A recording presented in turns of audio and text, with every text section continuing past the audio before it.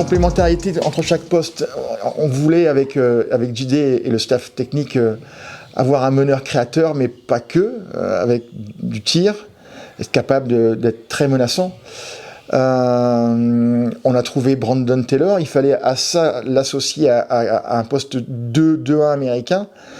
Et je trouve que, justement, quand on parle d'association, que les deux joueurs, Marcus Reed et Brandon Taylor, ont des qualités complètement différentes, dans le sens où Marcus peut tirer à 3 points, mais le cœur du système pour lui, c'est la vitesse, c'est le drive, c'est la pénétration, la fixation, avec un peu de tir, mais beaucoup moins que Brandon Taylor. Donc sur ce poste-là, et avec Lucas Bourris, on a vraiment des joueurs qui sont déjà complémentaires par leur qualité intrinsèque. Après, on a deux petits meneurs. Lucas Bourris, deux petits meneurs par la taille, pas par le talent bien sûr, mais c'est vrai qu'on va être pas très grand sur ce poste 1, mais on va compenser par ailleurs sur d'autres postes et on y viendra.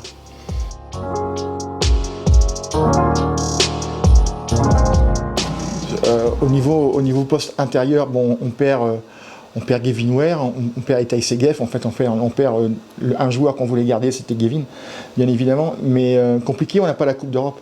Donc c'est compliqué parce que ces joueurs-là veulent une Coupe d'Europe et quand on parle encore d'ambition, je pense qu'à terme, à très court terme ou à court terme, il faudra que le BCM Gravelines Dunkerque se requalifie pour une BCL par exemple, parce que l'Eurocup ça me paraît compliqué avec le cahier des charges, l'Euroleague on n'en parle pas. Et la FIBA, bon, c'est pas forcément, la FIBA Europe Cup, elle n'est pas forcément aussi plébiscitée que le BCL, que la BCL, pardon. Donc oui, donc on avait un chantier à mettre à l'intérieur et la première recrue s'appelait Dominique. Qui est polonais, qui est en équipe nationale, qui est un monstre physique. Voilà, c'est une capacité de courir et de courir vite et sauter haut pour un gabarit de 2,10 m pour 122 kg. Donc c'est rare, ces joueurs-là, 24 ans, il est très jeune, il sort de Florida où il n'a pas beaucoup joué, mais c'était un joueur de complément, mais Florida est tellement une très très belle université qu'on peut comprendre. L'année dernière, c'était sa première saison en Pologne, il a été très bon, on a fait 16 dévals sur 25 minutes de temps de jeu, donc c'est un joueur intéressant, encore une fois, même si bien sûr il n'est pas français, il n'est pas JFL, mais c'est pas grave, nous le passeport on s'en fiche, on veut des jeunes joueurs avec du talent et à peaufiner, ben voilà, on est en plein là-dedans. Et pour pouvoir compléter cette raquette, il nous fallait par contre son alter ego, mais version Eurocup et version expérience. Et on a trouvé, je pense qu'à la surprise générale, on a trouvé Kenny Kadji, qui a 32 ans, ce garçon qui est camerounais, francophone, il parle très bien français, il parle français comme vous et moi.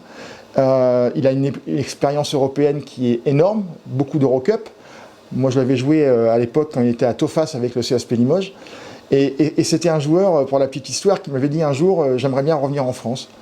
Et ben voilà, donc il va revenir en France et c'est à Gravelines, donc c'est top parce que c'est vraiment un joueur référencé. Voilà. Et là aujourd'hui, il fait partie de l'équipe nationale camerounaise. Là en ce moment, il est en train de peaufiner les systèmes pour faire la CAN. Donc il va revenir sur Gravelines avec Fofana vers le 7 septembre. Mais c'est vraiment une très belle signature pour le club. Enfin en tout cas je l'espère. On est très optimiste par rapport à ça, par rapport à la complémentarité aussi qu'il a avec Dominique. Donc j'ai hâte, on a hâte de les voir évoluer ensemble. Et moi je finirai pour rassurer aussi nos partenaires, nos abonnés, nos sympathisants que voilà, le recrutement n'est pas fini. Alors s'il n'est pas fini, c'est pas parce qu'on ne travaille pas. S'il n'est pas fini, c'est parce qu'on est vraiment très minutieux sur les derniers choix qui doivent être opérés. Un poste 2 physique et un poste 4. Voilà, donc on est dessus, mais aujourd'hui on n'a pas de signature à apporter parce qu'on n'a pas eu de oui, on n'a pas eu de grand oui. Et les joueurs qui nous ont dit oui ne nous intéressaient pas. Donc voilà, donc on est vraiment dessus au quotidien, 8, 9 heures, 10 heures par jour. Mais aujourd'hui les profils sont tellement spécifiques qu'on ne les a pas trouvés encore. Mais voilà, je suis confiant pour débuter la saison avec une équipe au complet.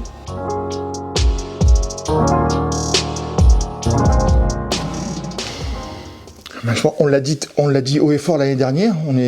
Aujourd'hui, le BCM Gravelines Dunkerque a besoin de de sa formation, parce qu'aujourd'hui on n'est plus dans des montants financiers qui étaient celui du BCM Gravelines il y a quelques temps. Et puis c'est tellement jouissif de faire de la formation. Et le BCM Gravelines Dunkerque a toujours eu un centre de formation qui était capable de pouvoir produire. Mais malheureusement, pour des raisons X ou Y, ces joueurs-là n'ont jamais vraiment porté ce maillot. Donc voilà, aujourd'hui, on a décidé de faire venir des préparateurs individuels, ce qui se fait rarement dans le basket, des préparateurs physiques, mais dont c'est le métier, pas vraiment des personnes qui ont un cursus et une expérience.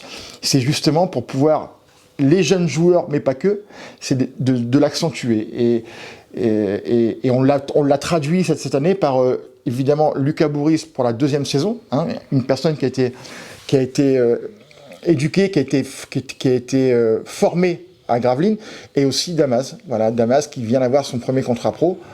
Bon voilà, donc c'est pas que de la pub, c'est qu'on montre par nos choix sportifs qu'on va dans cette direction-là. C'est aussi une nécessité, je pense. En tout cas, si on regarde un petit peu l'histoire du club et qu'on liste tous les joueurs formés au BCM qui ont éclos ailleurs, je pense que voilà, le temps est venu aujourd'hui de donner leur chance à des jeunes qui sortent du centre de formation. Comme le dit Olivier, c'est pas forcément juste du politique de dire qu'on veut faire de la formation. Il faut mettre des choses en place. Et je pense qu'il y a un élément important qu'il faut qu'on ait en tête quand on se lance dans ce type de projet, c'est que c'est pas du projet court terme.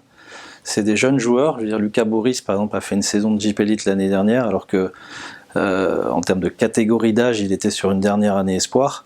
Il faut avoir conscience de ça, il faut beaucoup de patience. On sait que c'est des joueurs qui vont progresser au fur et à mesure des mois et des saisons. Et on sera content, je pense, si on leur donne 1 an, 2 ans, 3 ans de développement, de voir que ça devient des joueurs majeurs de Jeep Elite, en tout cas des joueurs références. Ça doit être notre objectif, encore une fois, avec beaucoup de patience.